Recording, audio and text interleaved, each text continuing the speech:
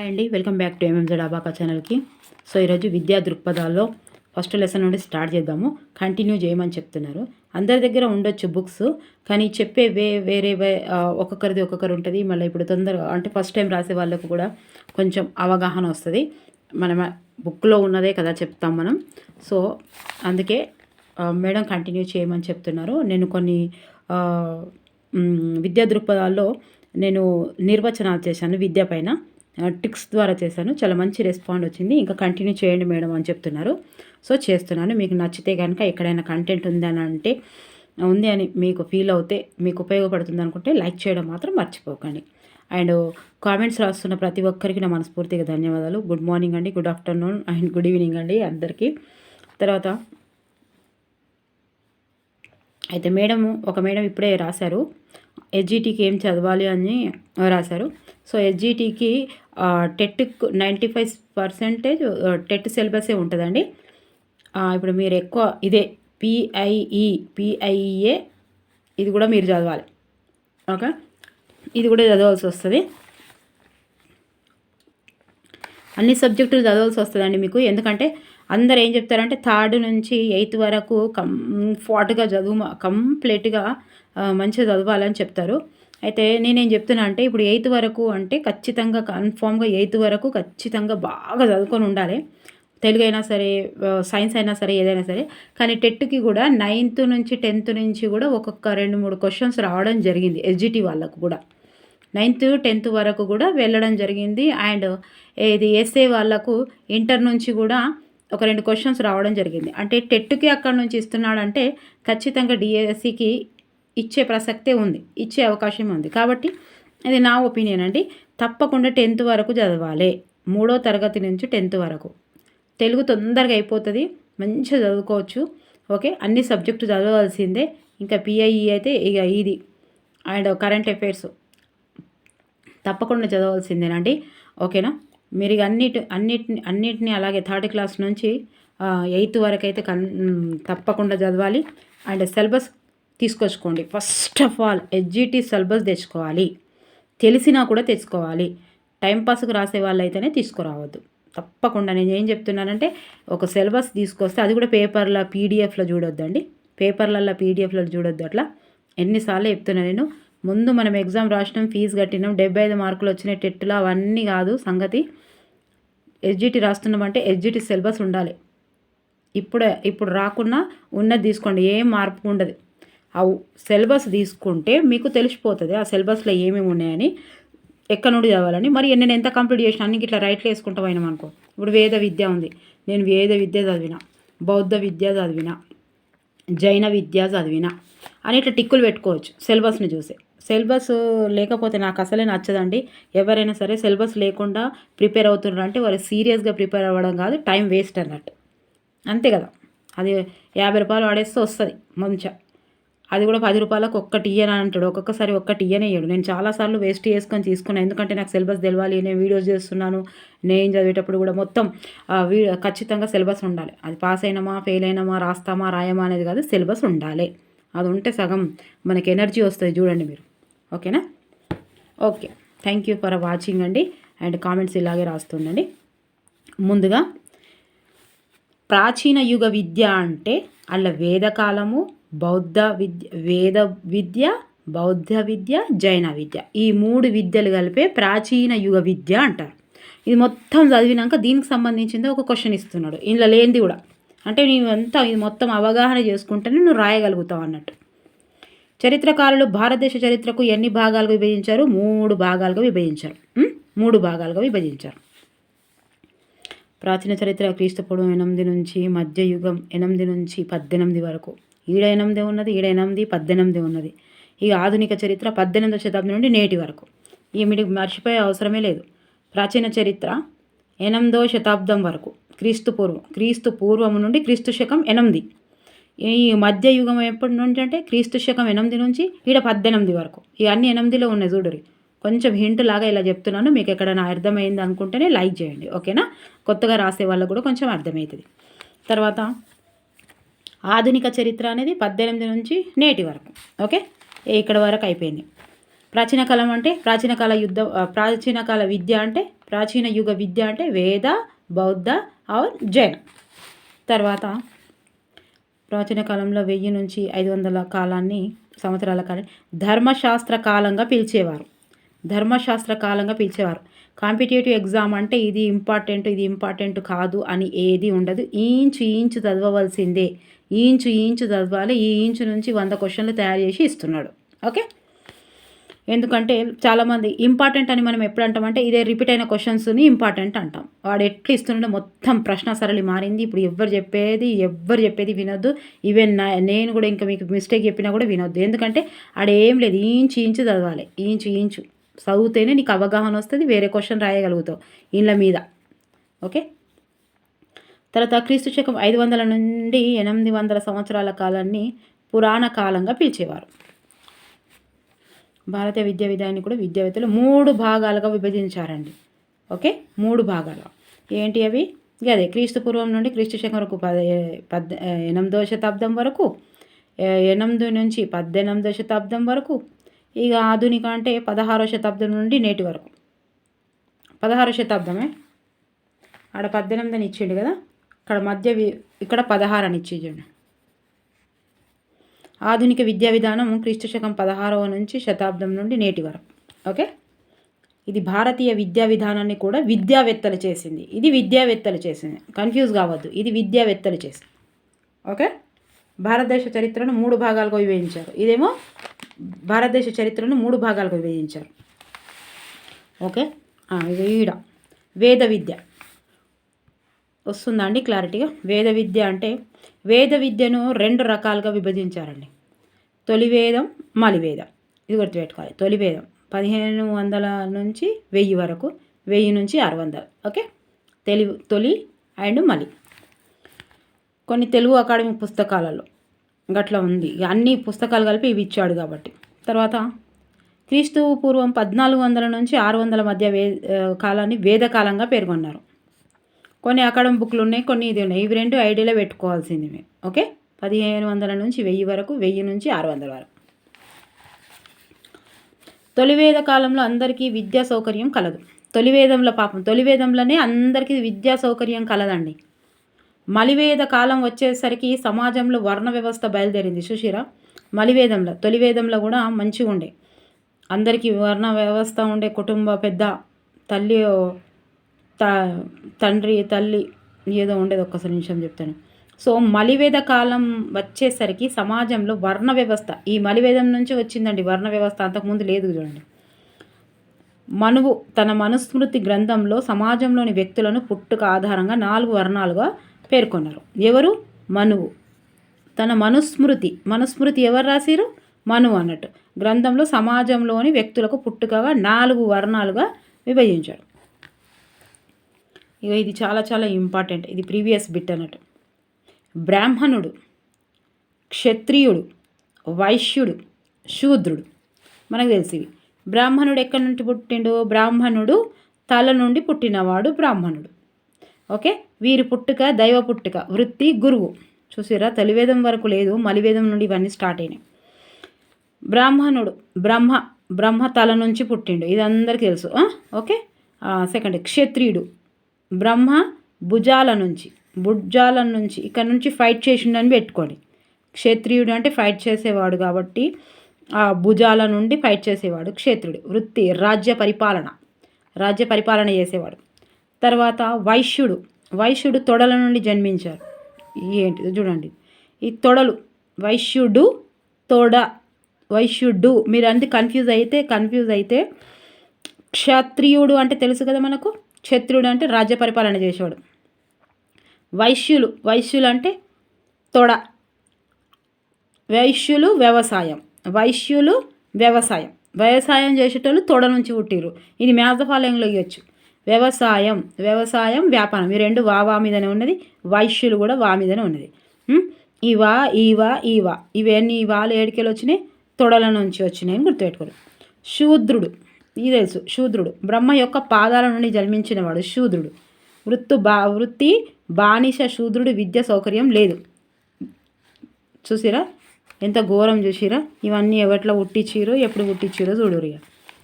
అది వీటిని నమ్మొద్దు ఇక మనం. తర్వాత పివి రావత్ అనే విద్యావేత్త అభిప్రాయంలో వర్ణాల విభజన మొదట పట్టింపులు లేకపోయినా ఆ తర్వాత కాలంలో ఈ విధంగా పూర్తిగా సాంప్రదాయం అయిపోయింది. ఇగో ఇంకోటి వస్తుంది పివి రావత్ అని గుర్తుపెట్టుకోండి. పివి రావత్ ఇంకోటి సేమ్ వర్డ్ వస్తుందండి. తర్వాత పేరు వస్తుంది, నేను మళ్ళీ చెప్తాను మీకు. పివి రావత్ గుర్తుపెట్టుకోరు. ఈ 4 బ్రాహ్మణుడు, క్షత్రుడు, వైశ్యుడు, శూద్రుడు గురించి వర్ణాలు మొదటిగా పట్టింపు లేకపోయినా తర్వాత ఆ కాలంలో విధంగా పూర్తిగా సాంప్రదాయం అని చెప్పింది పివి నరసింహారావు అని గుర్తుపెట్టుకోండి. పివి రావత్. సో మనువు స్త్రీకి విద్యని నిరాకరించాడు. మనువు మనుస్మృతి గుర్తుపెట్టుకోరు. ఏ స్త్రీకి కూడా స్వతంత్రంగా జీవించలేదు. చిన్నప్పుడు తండ్రి మధ్య వయసులో భర్త తర్వాత క్లారిటీ వస్తుందా అండి. వృద్ధాప్యంలో పిల్లల సంరక్షణలో స్త్రీ మనుగడ కొనసాగుతుందని అన్నాడు. ఎవరు? మనువు. స్త్రీని వంటింట్లో ఉంచాలి. స్త్రీకి విద్య అవసరం, అనవసరం గడప దాటి స్త్రీ బయటికి వెళ్ళకూడదు అని మనువు నిర్దేశించాడు. చూసారా, మనువు నిర్దేశించాడు. తర్వాత భారతదేశంలో లింగ వివక్ష మలివేద కాలంలో ప్రారంభమైంది. గుర్తుపెట్టుకోరి. ఈ మంచిది కాదు మలివేదం, తొలివేదమే మంచిదని గుర్తుపెట్టుకోరి. మలివేదం మంచిది కాదు అని గుర్తుపెట్టుకోవాలి. కేవలం పురుషులకి మాత్రమే విద్యా సౌకర్యం కలదు. తొలివేదంలో విద్యా సౌకర్యం ఆడదానికి ఉంది, కానీ ఈ మలివేదంలో లేదంటే మలివేదం మంచిది కాదు మా అని గుర్తుపెట్టుకోవాలి. ఓకే, మలివేదం కన్ఫ్యూజ్ కావద్దు. మలినం ఉన్నది, మలివేదం అంతా మలినం ఉన్నది, మైలున్నది మలివేదం. వర్ణాలు అండ్లనే అయినాయి. మనువు ఆడవాళ్ళని బయటికి వెళ్ళొద్దని చెప్పిండు, ఇవన్నీ చెప్పింది. కేవలం పురుషుడికి మాత్రం ఉన్నది. ఈ హిందూ విద్యా విధానంలో కేవలం 3 వర్ణాల పురుషులకు మాత్రమే విద్యా సౌకర్యం కలదు. బ్రాహ్మణులు, క్షత్రులు, వైశ్యులు. వీళ్ళకే ఇండ్ల ఏందో ఏమో కదా, ఎంత ఘోరం చూడండి. వేదకాలంలో పురుషుని జీవితాన్ని 4 వర్ణాశ్రమ ధర్మాలుగా విభజించారు. ఇవి కూడా చాలా ఇంపార్టెంట్. ఇక ఏందో చూడండి, కొంచెం హింటులాగా గుర్తుపెట్టుకోవాలండి, లేకపోతే అసలు గుర్తుండదు. బ్రహ్మచర్యాశ్రమం అంటే 0 నుండి 18 సంవత్సరాలు విద్యార్థి దశ అండి. బ్రహ్మచారి అంటే అందరికీ తెలుసు కదా, పెళ్లిగానోళ్ళను ఇక విద్యార్థి దశ అని ఇచ్చాడు. ఇక్కడ బ్రహ్మచారి అని తెలుసు. గృహస్థాశ్రమం అంటే గృహం, ఇక 18 నుంచి 60 సంవత్సరాలు అండి. పెళ్లి చేసుకొని కుటుంబ విధులు నిర్వర్తించే దశ. ఇదే కదా, పిల్లలు, ఉద్యోగాలు, వాళ్ళకు పిల్లలు, ఈ రిటైర్మెంట్ అయ్యే వరకు ఏంది, ఇల్లుని పట్టుకొని ఉండాలి. గట్లా గుర్తుపెట్టుకోవాలి. బ్రహ్మచర్యం అంటే ఇది పెళ్లి కానప్పుడు. ఇక పెళ్లి అయింది అంటే 18 సంవత్సరాల నుంచి ఈ ఇల్లుని పట్టుకోవాలి, కుటుంబాన్ని పట్టుకోవాలి. ఎప్పటివరకు పట్టుకోవాలి, ఇక మనకు రిటైర్ అయ్యేదాకా ఇచ్చిపెట్టరు, ఇక జీతం వస్తుంది కదా, అప్పటిదాకా ఇచ్చిపెట్టరు ఈ పెళ్లి చేసుకొని. ఓకే, తర్వాత వాన ప్రస్థాశ్రమం. ఇక అయిపోయింది, ఇక రిటైర్మెంట్ అయింది, ఇక మొత్తం డబ్బులు రావు, ఇక పెన్షన్ వస్తుంది, ఇక వెళ్ళిపోవడం. ఏడుకోవాలి వీళ్ళు చూడకుంటే ఏం చేస్తాడు, ఇక వెళ్ళిపోతాడు, అంత అయిపోయింది. 60 సంవత్సరాలు కుటుంబ విధులు వదులుకొని ఇల్లు వదిలి వెళ్ళిపోవడం. ఇంకేం పని ఇంట్లో, కసిరించుకునుడు, ఫిల్టర్ నీళ్ళు తీసుకురమ్మనుడు, పోరగాళ్ళకి స్కూల్ తీసుకొని రానుడు, ఇంట్లోనే కూర్చుంటావా ఎప్పుడు అనుడు, ఇవే స్టార్ట్ చేస్తారు. మంచిగా అయింది పోవడం లాస్ట్కి ఏం కాదు, ఇది 60 సంవత్సరాలు. తర్వాత సన్యాశ్రమం, సన్యాసిగా అన్ని కోరికలు జయించినవాడు. ఇవన్నీ తెలిసిపోయింది. ఇక్కడ విద్యార్థి దశలో తెలిసిపోయింది, పెళ్లి దశలో తెలిసిపోయింది, మొత్తం ఈడ బరువు బాధ్యతలు, ఇంటికి వెళ్ళి పోవాలని తెలిసింది. ఇక సన్యాసి ఇంకేం చేస్తారు, ఇక సన్యాసి 4వది. ఓకే, ఇట్లా సింపుల్గా గుర్తుపెట్టుకోవాలి. ఓకే, మలివేద కాలంలో శూద్రులకు, స్త్రీలకు విద్యార్హత నిషేధించబడింది. మలివేదంలో మైల పడ్డది మలివేదం. వేదం అనగా జ్ఞానం. వేదం అనువనువున నాదం అని ఉంది కదా, వేదం అనగా జ్ఞానం అని అర్థం. ఓకే, వేదం అనే పదం విద్ అనే సంస్కృతం.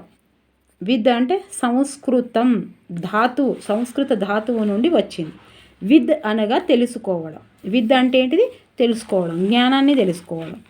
వేదకాలంలో వ్యక్తి జీవితాన్ని 4 దశలుగా విభజించారు. వేదకాలంలో వ్యక్తి జీవితాన్ని ఎన్ని దశలుగా చేశారు? వర్ణశ్రమ ధర్మాలు. ఇవి గుర్తుపెట్టుకోవాలి. వేదకాలంలో ఎన్ని చెప్పారు, ప్రాచీన కాలంలో ఎట్లా చెప్పారు, విద్యావేత్తలు ఎన్ని చెప్పారు. ఓకే, వేద విద్య లక్ష్యాలు గుర్తుపెట్టుకోరు. వేదకాలంకి వచ్చినాము. వేద విద్య లక్ష్యాలు చాలా ఇంపార్టెంట్. బిట్టు వాడే తప్పకుండా బిట్టు వాడుతుంది వీడికెళ్ళి. విద్య ఆశయం.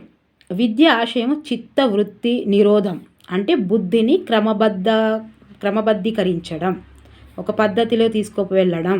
ఓకే, మోక్షమునకు దారి చూపడం. మనం వేదాలు ఏం చెప్తే, వేదం అనగానే మోక్షానికి దారి చూపడం. ఆత్మ సాక్షాత్కారం. ఓకే, 4వది వేదాలు తెలుసుకోవడం. నైతిక అభివృద్ధి, శీల నిర్మాణం, బ్రహ్మచర్యం పాటించడం, పురుషార్థాలు. ఈ కాలంలో విద్య 2 రకాలు ఉండేది. ఓకే, ఇవి గిట్లాంటివి గుర్తుండేవి. పరవిద్య, అపరవిద్య. పరవిద్య అంటే మోక్షానికి దారి చూపేది, ఆయుష్మికం అని పిలిచేవారు.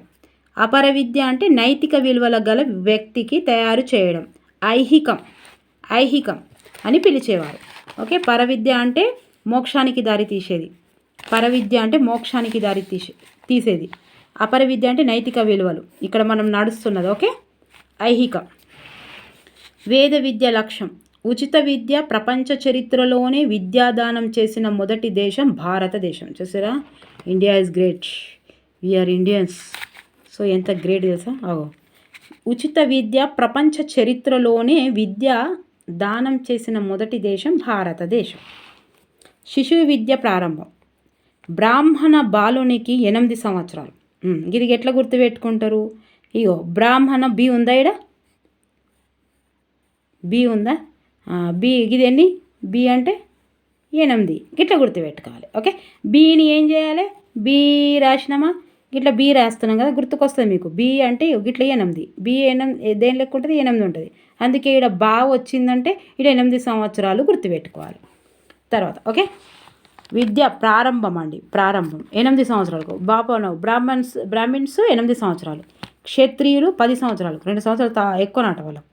క్షత్రియులు అంటే 10 సంవత్సరాలు, వైశ్యులు 12 సంవత్సరాలకు. ఉపనయం అనే సంస్కారంతో విద్య ప్రారంభం అయ్యేది.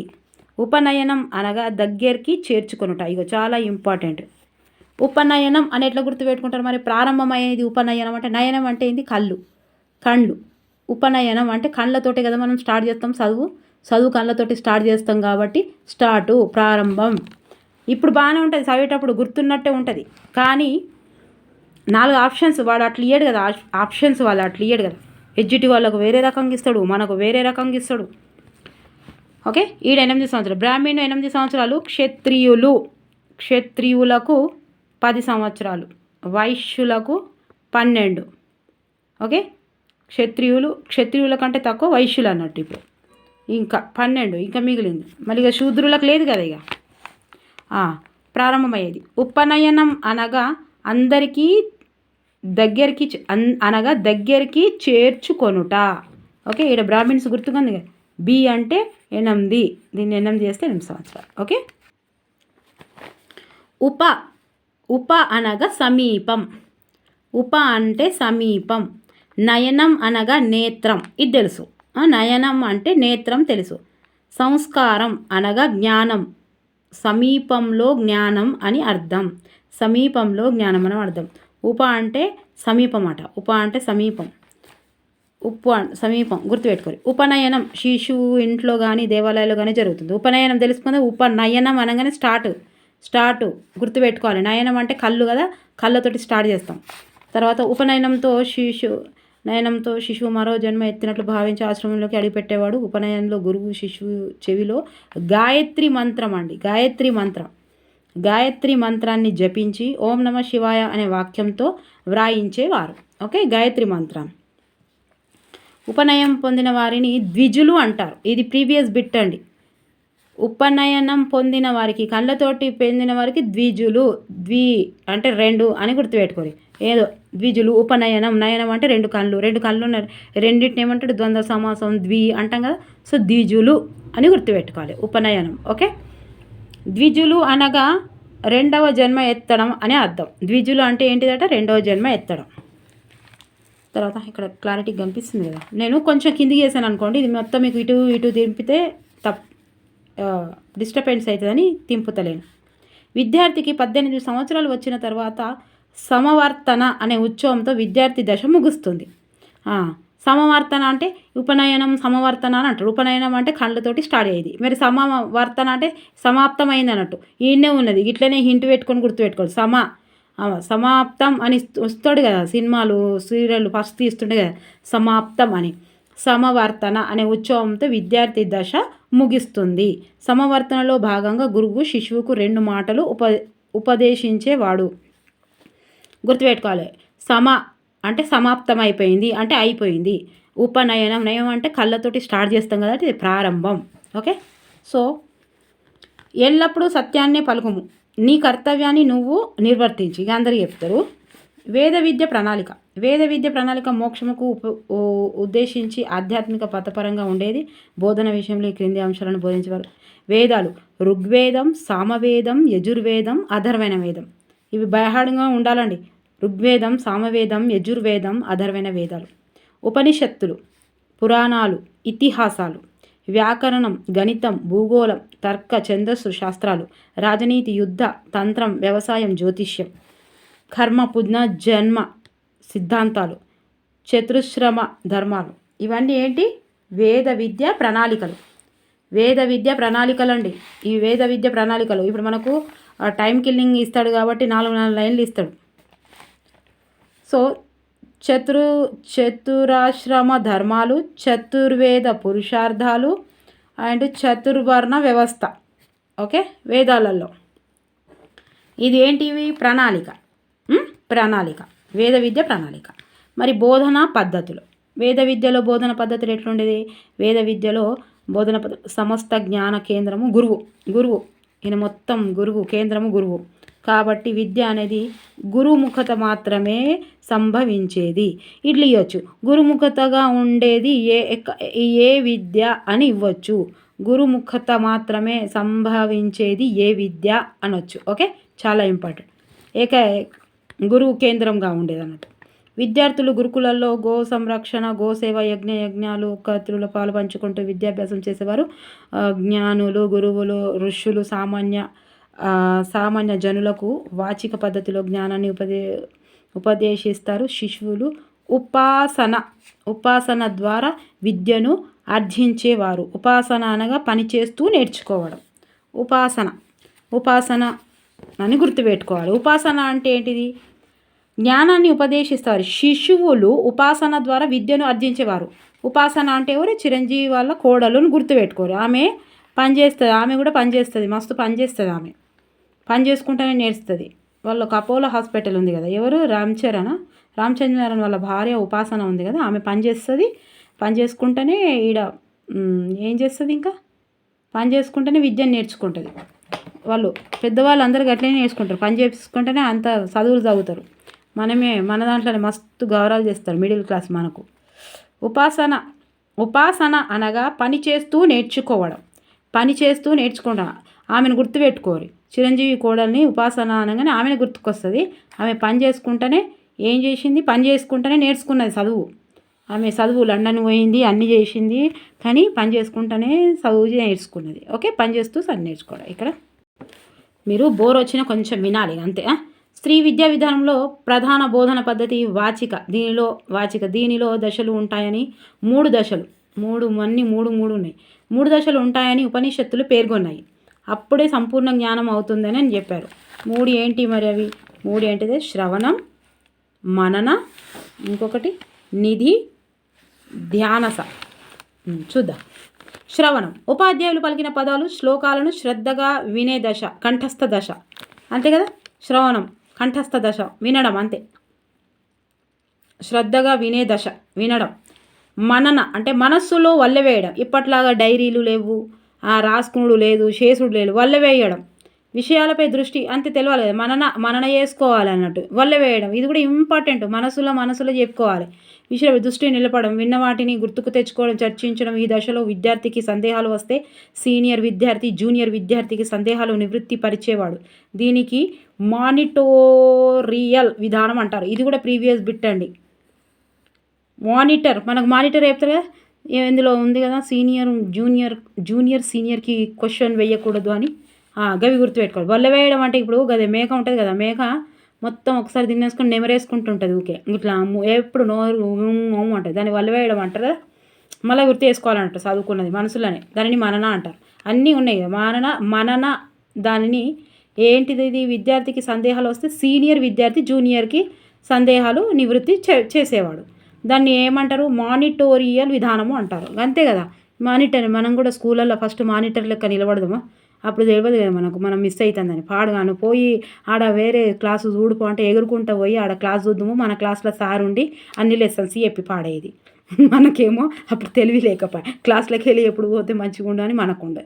ఆడ మనము మన క్లాస్లో ఆయనతో మిస్ అయ్యి ఏ సార్ రాకపోయినా మానిటర్ కండి నేనైతే మస్తు నిలబడదును మానిటర్లో కండి. మస్తు ఇష్టం. పెబ్బలు మానిటర్లు అన్నీ అందరూ కదా. మా అక్క వాళ్ళేమో పెబ్బ, మా అన్నయ్య వాళ్ళు, మా పెద్ద అన్నయ్య వాళ్ళేమో పెబ్బ అందరట. నేను పెబ్బ లెక్క నిలబడ్డా ఇవ్వాలని. మేమేమో మానిటరింగ్ చేసేవాళ్ళం స్టైల్గా. తర్వాత గుర్తుంది కదా ఇప్పుడు సీనియర్స్ జూనియర్స్ అని. మనకంటే తక్కువ క్లాసులను పోయి నిలబడదాం కదా మనం. ఆధునిక కాలంలో మీరందరూ ఎవరైనా నిలబడరా? కామెంట్ బాక్స్లో కామెంట్ చేశారా? మానిటర్ ఎవరైనా నిలబడరా? మానిటరు ఇంకేముంటుంది? పెబ్బ అనేది మన దాంట్లో కాదులేండి, అది మా పెద్దన్నయ్య చెప్తుండే పెబ్బ అని. ఓకే, నేను పెబ్బ నిలబడ్డా అని చెప్తుండేనట. ఇప్పుడు చెప్తారు మా అన్నయ్య. అయితే ఇప్పుడు మీరు పెబ్బనా మరి మానిటర్లా నిలబడరా? మానిటర్లు మీకు ఒకసారి కామెంట్స్ రాయరా? తర్వాత వేదకాలంలో తపోవన విద్యా విధానంను అనుసరించేవారు. తపోవన అంటే ఏంటిది? తపోవన విద్యా విధానం అనగా సీనియర్ విద్యార్థులను అనుసరిస్తూ నేర్చుకోవడం లేదా గురుకులాల్లో ఉండి విద్యను నేర్చుకోవడం. ఓకే, సీనియర్స్ విద్యార్థులు అన్నట్టు. తపోవన గుర్తుపెట్టుకోండి.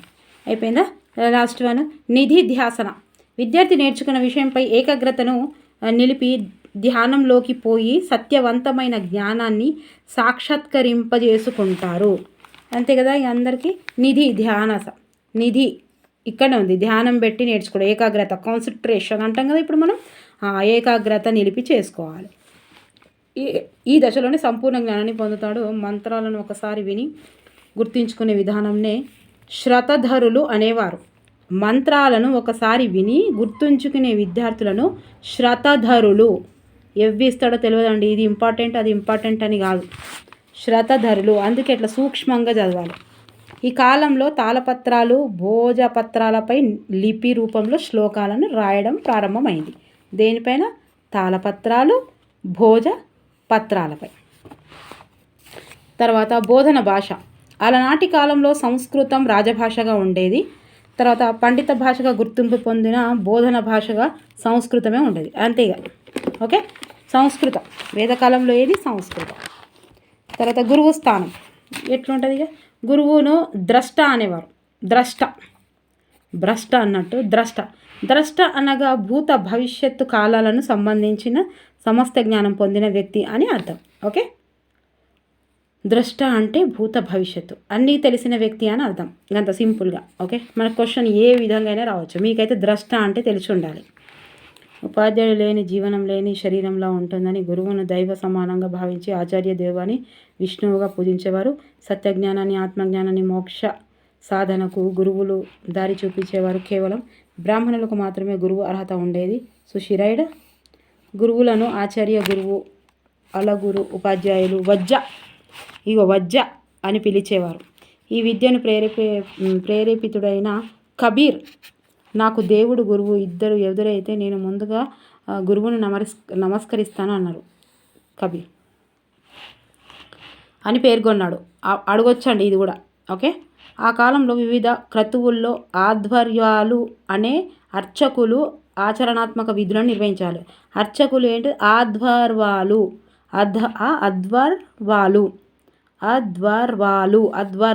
అనే అర్చకులు ఉండేవారు. రెండు ఆ మీదనే ఉన్నాయి చూడండి. ఈ అర్చకులు అనగానే మీకు అధ్వర్వాలు అనగానే అర్చకులు గుర్తుకు వస్తారు. ఓకే, ఇలా నోట్స్ తయారు చేద్దామంటే ఒక్కటైనా విడిచిపెట్టేది ఉందా? లేదు కదా. గురువు శిష్యుడి సంబంధం ఈ ఏముంటుంది, తండ్రి కొడుకులు లెక్కలు ఉంటారు. వేద విద్యలో గురువు శిష్యులకు అవినాభావ ప్రత్యక్ష సంబంధం ఉండేది. అనగా గురువు పితృ మాతృ సంబంధం వలె ఉండేది. ఎందుకంటే అన్ని ఇచ్చిపెట్టిపోతారు, హాస్టల్ లెక్క కదా. శిష్యరికం స్వీకరించిన వారిని వాసి లేదా గురుకుల వాసి అంటారు. ఓకే, గురుకుల వాసి అంటే శిక్ష పొందినవారు. విద్య పూర్తి అయిన తర్వాత శిష్యుడికి ఇంటికి వెళ్లే ముందు గురువు 2 మాటలు చెప్పేవాడు. అవి ఎల్లవేళల సత్యంని నీ బాధ్యతలను సక్రమంగా నిర్వహించని చెప్తాడు. ఇంకేం చెప్తారు, అంతే కదా. తర్వాత స్త్రీ విద్య. తొలి వేద కాలంలో స్త్రీలకు ఉపనయన అర్హత ఉండేది. ఉపనిషత్తులో వేద విద్యలో కోవిదులైన అనేక మంది స్త్రీలు మనకు కనిపిస్తారు. ఎవరు? ఇక వీళ్ళ పేర్లు కూడా చాలా ఇంపార్టెంట్. ఇది తొలివేదంలోనండి. తొలివేదం మలివేదంలో మలినమైపోయింది, అంత మైల అయిపోయింది కాబట్టి పాపం అమ్మాయిలను చదువు మంచి వీళ్ళు వర్ణ వ్యవస్థను చేసిరు కదా. ఇంకేంది, ఇక మేమే పెద్దోళ్ళు ఉండాలని ఎంత చూసిరా. సెల్ఫిష్, ఎవరు హట్టు కావద్దు. అక్కడ ఉన్నది చెప్తున్నా నేను. ఉదాహరణకు గార్గి మాత్రేయి ఉపనిషత్తు కాలంలో మహిళలకు లలిత కళల మీద శిక్షణ ఇచ్చేవారు. ఈ కాలంలో ఆవు పాలను పితకడం ద్వారా విద్యను నేర్చిన అమ్మాయిలకు దుహిత అనేవారు. ఈ ఎవరు? ఆవు పాలను పితికేవారు. అంటే దూదు అంటారు హిందీలో. దూద్ అంటే పాలు. ఈ పాలు పితక చేర్చిన అమ్మాయిలను దుహిత అంటారు. గుర్తుపెట్టుకోరు. దుహిత అంటే దూదు, అందరికీ తెలుసు. దూద్ అంటే దుహిత అని. దూదు అంటే ఇది అర్థం చెప్తలేను నేను, మీకు ట్రిక్ చెప్తున్నాను. అత్యధిక విద్యను పొందిన మహిళను బ్రహ్మవాది అని పిలిచేవారు. ఓకే, మలివేద స్త్రీల కాలంలో స్త్రీలకు విద్యార్హత లేదు. ఇది తొలివేదంలో. ఈ తొలివేదంలో ఏమున్నది? పాలను విండేటోళ్ళను, ఆవు పాలను పితికే వాళ్ళను దుహిత అనేవాళ్ళు. అత్యధిక విద్యను పొందిన వాళ్ళు బ్రహ్మవాది అనేవారు. ఓకే, ఇక మలివేదంలోనైతే అసలే లేదు. అంటే కాలం పెరిగిన కొద్దీ తక్కువ కావాలన్నా ఎక్కువ కావాలన్నా. ఇప్పుడు మనము అప్పుడు చదువుకోలేదు ఆడవాళ్ళు, ఇప్పుడు చదువుకుంటున్నారు. అంటే తొలివేగమే ముందు వచ్చింది. మలివేదం అంటే ఎంత సెల్ఫిష్గా క్రియేట్ చేసారు చూడండి. వేదకాలం విద్యా పాఠ్యాంశాలు. అలనాటి ప్రత్యేక పాఠ్యాంశాలు లేవు. గురువు ఆశ్రమాలు, దేవాలయాలు, పీఠాలు, పాఠశాలలు పనిచేశాయి. నియత విద్యా ప్రణాళికలు లేవు. విద్యార్థి గురువు వద్దనే ఉంటూ ఆచరణాత్మక విద్యను గడించేవాడు. సీనియర్ విద్యార్థి జూనియర్ విద్యార్థులకు విద్య నేర్పేవాడు. దీనిని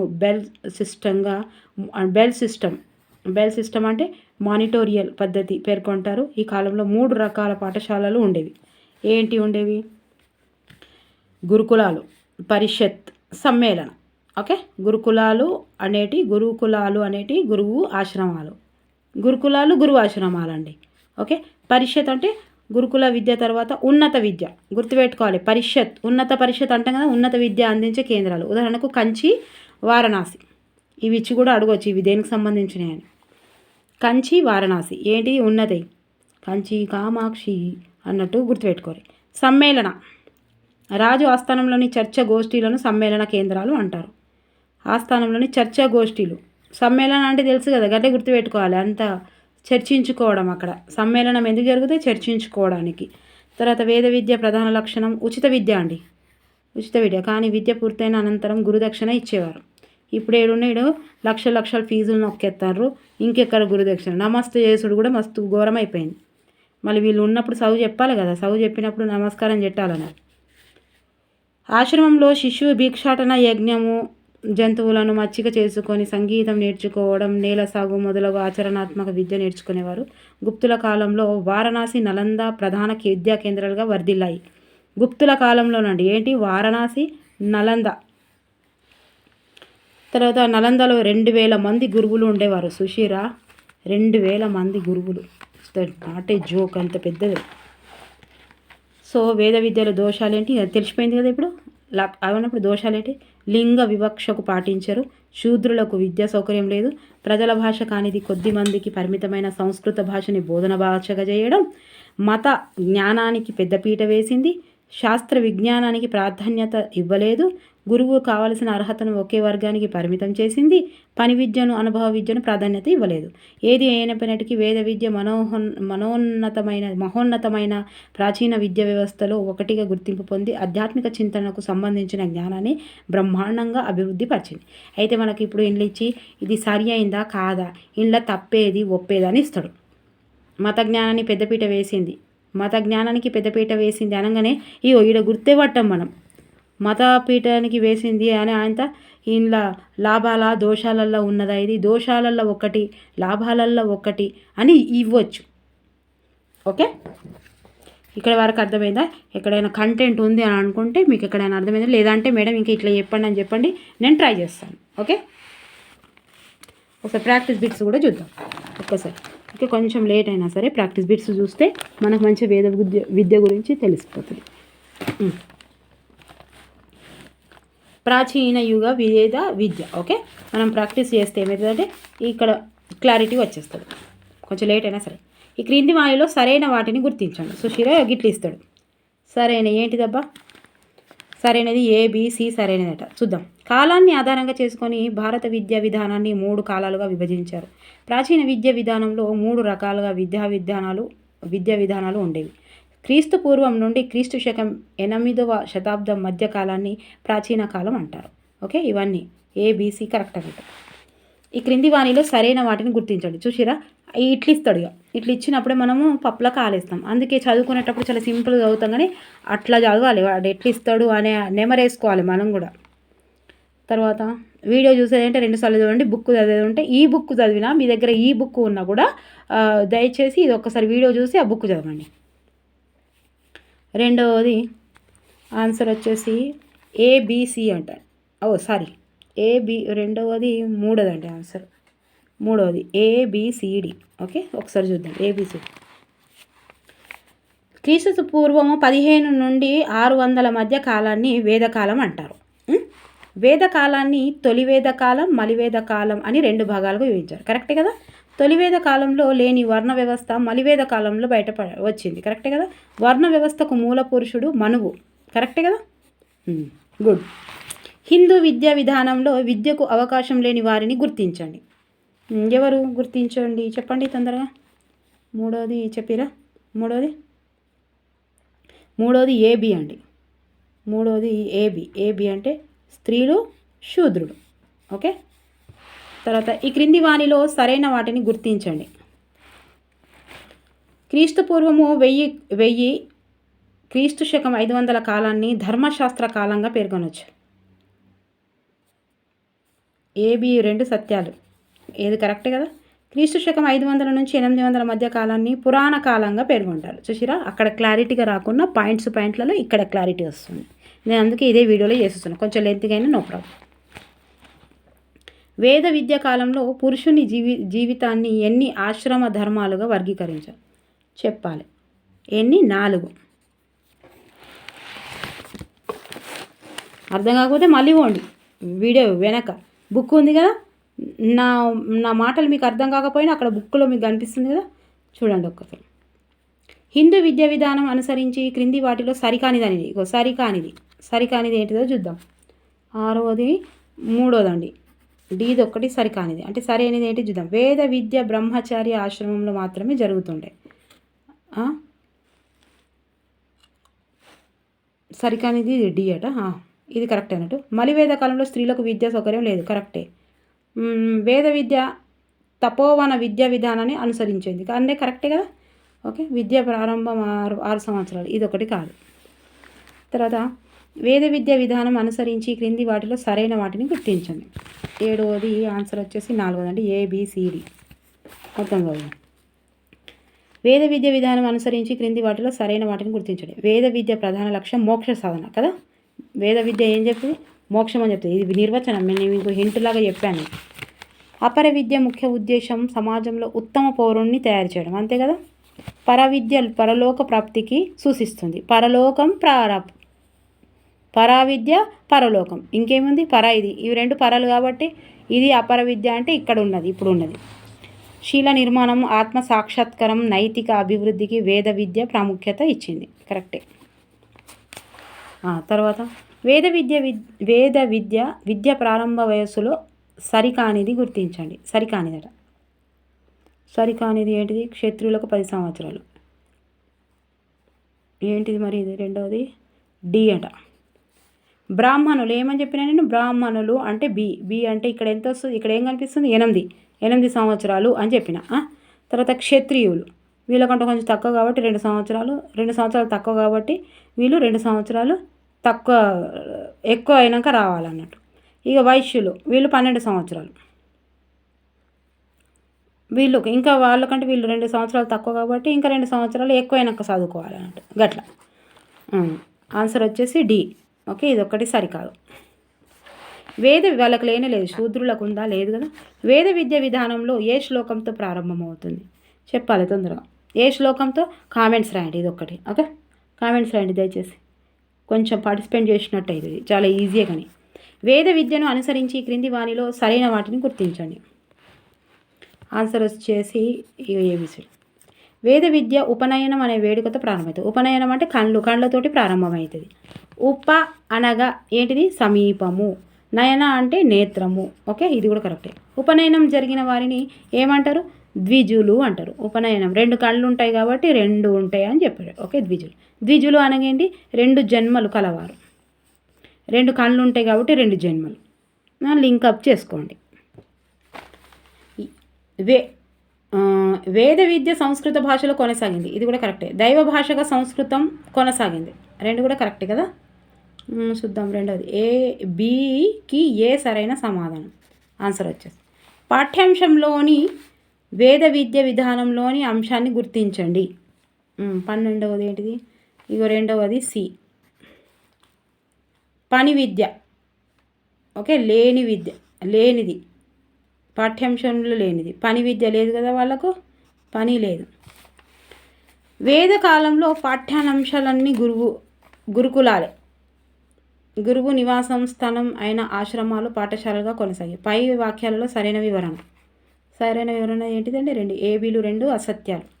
2 అసత్యాలట.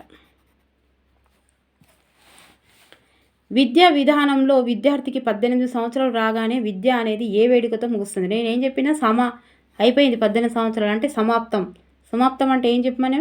సమవర్తన. చూసిరా, సమాప్తము అని ఇక్కడ అన్నాడు కాబట్టి ఇవైతే కాదు. నయన గుర్తుంది. విముక్తి ఇది కూడా కాదు. ఇక రెండిట్లలో గుర్తుపెట్టుకోవాలి. ఇలా సగం వచ్చేసింది క్వశ్చన్ మనకు. ఇది 50-50 సమవర్తన అని చెప్పినవి. ఇప్పుడు నాలాంటి వాళ్ళు కానీ ఇంకెవరైనా చెప్తే గుర్తుంటుంది. ఓకే, సమాప్తం మనం ఇది అనుకోవద్దు. సమవర్తన. వేద విద్య విధానం అనుసరించి క్రింది వానిలో సరైన వాటిని గుర్తించండి. ఇదేంటిది? 15వది. 1 ఆన్సర్ ABCD. వేద విద్య గురువులను దైవ సమానంగా గుర్తించింది. గురువుని ద్రష్ట, ఆచార్యుడు గురువు, అలుగురు ఉపాధ్యాయులు అని పిలిచింది. ద్రష్ట అనగా భూత భవిష్యత్ కాలాలకు తెలిసినవాడు. కరెక్ట్ కదా. గురువుని జ్ఞానానికి నిధిగా, జ్ఞానానికి కేంద్రంగా వేద విద్య గుర్తించింది. కరెక్టే, అన్నీ కరెక్టే. వేద విద్య విధానంలో బోధన పద్ధతి అయిన వాచిక పద్ధతిలో లేని దశను గుర్తించండి. 16వది 3 శ్రతధరులు. మనన ఉంది, శ్రవణం ఉంది, నిధిధ్యాస ఉంది. శ్రతధరులు లేదు. హిందూ విద్యా విధానం అనుసరించి క్రింది వానిలో సరైన వాటిని గుర్తించండి. సో 17వది 2 అంటే ఏబిసి అంటే ఒకసారి శ్లోకాలు విని గుర్తించుకున్న వారిని శ్రతధరలు అంటారు. శ్రతధరలు గుర్తించుకోండి. సీనియర్ విద్యార్థి జూనియర్ విద్యార్థికి సందేహాలను నివృత్తి పరిచేవాడు. దీనిని మాంటోరియల్ విధానం అంటారు. కరెక్ట్ కదా. పరిపూర్ణ విజ్ఞానం పొందాలంటే నిధి ధ్యాస తప్పనిసరి. Okay, ABC. ఈ క్రింది వానిలో సరైన వాక్యాలను తెలపండి. సరైన వాక్యాలట. అబ్బో, అన్నీ చదవాలి. తొలి వేద కాలంలో స్త్రీలకు విద్యా సౌకర్యం కలదు. కరెక్టే. వేదకాలంలో ఎక్కువ విజ్ఞానం పొందిన స్త్రీని బ్రహ్మవాది అంటారు. అబ్బో, కరెక్టే. ఆవు పాలు పితుకుతున్న ఆమెను ఏమంటారు? దుహిత అంటారు. గుర్తుపెట్టుకోవాలి. ఆవు పాలు అంటే దుహిత. మస్తు గుర్తుంటుంది, మంచిగా ఉంటుంది. గార్గి మైత్రి వేదకాలంలో విద్య పొందిన స్త్రీలను ప్రసిద్ధి పొందారు. కరెక్టే కదా. గార్గి మైత్రి. ఈ క్రింది వాణిలో వేద విద్య ప్రయోజనాలలో సరికానిది అంటున్నాం. సరికానిది ఏదబ్బా? మూడవది. పని విద్యకు ప్రాముఖ్యత ఇచ్చింది. పని విద్యకు ప్రాముఖ్యత ఇచ్చింది. సరికానిది. కరెక్ట్ కదా? ఈ క్రింది వాణిలో ఒకటి వేద విద్య లోపాలలో సరితూగనిది ఏంటిదబ్బా? రెండవది. నైతిక అభివృద్ధి అంటే సంస్కృత భాషలో బోధన, వర్ణ వ్యవస్థకు నాంది పలకడం, బ్రాహ్మణ వర్ణానికి గురువుగా నియమించడం. సుశీరా ఇది అవగాహన. నైతిక అభివృద్ధి సరితూగనిది అంటే నైతిక అభివృద్ధి ఏడున్న దాంట్లో కదా. అంటే సంస్కృత భాషలో బోధన, ఇది కూడా కరెక్టే. వర్ణ వ్యవస్థకు నాంది పలికింది, ఇది కూడా కరెక్టే. బ్రాహ్మణ వర్ణాన్ని గురువుగా నియమించడం, ఇది కూడా కరెక్టే. మరి ఏంటిది? ఇదే. కొంచెం అవగాహన చేసుకోవాలి, అంత చదివితేనే తెలుస్తుంది. ఓకే, ఇవి అయిపోయినాయి ఇక్కడ వరకు. మీకు ఎక్కడైనా నచ్చితే లైక్ చేయండి, సబ్స్క్రైబ్ చేయండి, షేర్ చేయండి. ఒక్కసారి వీడియో చూస్తే నెంబర్ ఆఫ్ క్వశ్చన్స్ తెలుస్తాయి ఇందులో. ఓకేనా? ప్లీజ్ దయచేసి మీ కామెంట్స్ మీరు లైక్ చేస్తేనే నేను ఇట్లా చేయగలుగుతాను. కొంచెం బూస్ట్ దొరుకుతుంది కదా, చేసిన దానికి కొంచెం కష్టానికి కొంచెం ఫలితం దొరికితేనే చేయాలనిపిస్తుంది, ఎంకరేజ్ వస్తుంది. ఓకే, ఇంకా ఇలా చేయండి మేడం అంటే నేను కూడా ట్రై చేస్తాను. ఓకే, కామెంట్స్ రాస్తున్న ప్రతి ఒక్కరికి చూస్తున్నాను మేడం. మీరు ఎస్జిటికి మొత్తం 3rd నుంచి 10th వరకు చదవాలండి ఖచ్చితంగా. ఈ పిఐ ఒకటి కూడా ఇక ఎక్కువ, అది హాస్టల్ వెల్ఫేర్ కంటే 130 మార్కుల పిఐ ఇప్పుడు దీనికి 10 మార్కులకు ఇస్తుండు డిఎస్సికి. అంటే చూడండి, నెంబర్ ఆఫ్ సిలబస్ ఉంది. మరి అట్లా అని వదిలేసుకున్నాం కదా. ఇంకా అన్నీ చదవాల్సిందే. మీరు ఎక్కడ డ్రాప్ కావద్దు. తెలుగు తప్పకుండా మార్క్స్ వడగొట్టుకొని సబ్జెక్ట్ అంటే తెలుగు, సైకాలజీ నాకు తెలిసి అంటే ఇదే అన్నీ వస్తాయి కదా. ఓకే, మన కంటెంట్ మన కంటెంట్. ఓకేనా? ఓకే, మీరు మ్యాథ్స్ పేపర్ 1 వాళ్ళైతే మ్యాథ్స్, సైన్స్ అన్నీ నేర్చుకోవాల్సింది. ఓకే, 10th వరకు అనేది నా అభిప్రాయము. మీరు సిలబస్ తెచ్చుకోండి, ఫస్ట్ సిలబస్ తెచ్చుకోవాలి. అది ఎక్కడ ఇప్పుడు నన్నయ్య ఎక్కడి వరకు ఉన్నాడు అని చెప్పాలి. మీరేం 8th వరకు అంటే అదే మోడల్ ఏం అడగడు, 10th వరకు అడుగుతాడు. నన్నయ్య అంటే 3rd క్లాస్ నుంచి 10th వరకు నన్నయ్య ఎక్కడెక్కడ ఉన్నాడో అది మొత్తం ఒక నోట్స్లో రాసుకోండి. తర్వాత నన్నయ్య గురించి ఒక బిట్ వస్తుంది ఖచ్చితంగా. గట్లా ఇప్పుడు 8th వరకే ఉందా, నన్నయ్య గురించి 10thలో ఉన్నాయి కదా. మరి నన్నయ్య గురించి 10thలో చదివితే ఇంక కొన్ని ఎక్కువ పాయింట్స్ వస్తాయి కదా. మనకు చిన్నపిల్లల్లాగా చూడడు వాడు, చిన్నపిల్లల్లాగానే ఎగ్జామ్ పెడతాడు 5వ తరగతి వరకు, కానీ చిన్నపిల్లల్లాగా చూడడు, క్వశ్చన్ అట్లా ఇయ్యడు. మనం ఏం ఏజో అదే ఇస్తాడు. ఓకే, నచ్చితే లైక్ చేయండి, సబ్స్క్రైబ్ చేయండి, షేర్ చేయండి. Thank you for watching. Comments రాస్తున్న ప్రతి ఒక్కరికి నా మనస్ఫూర్తిగా హృదయపూర్వక ధన్యవాదాలు చెప్పుకుంటున్నా. Bye, take care.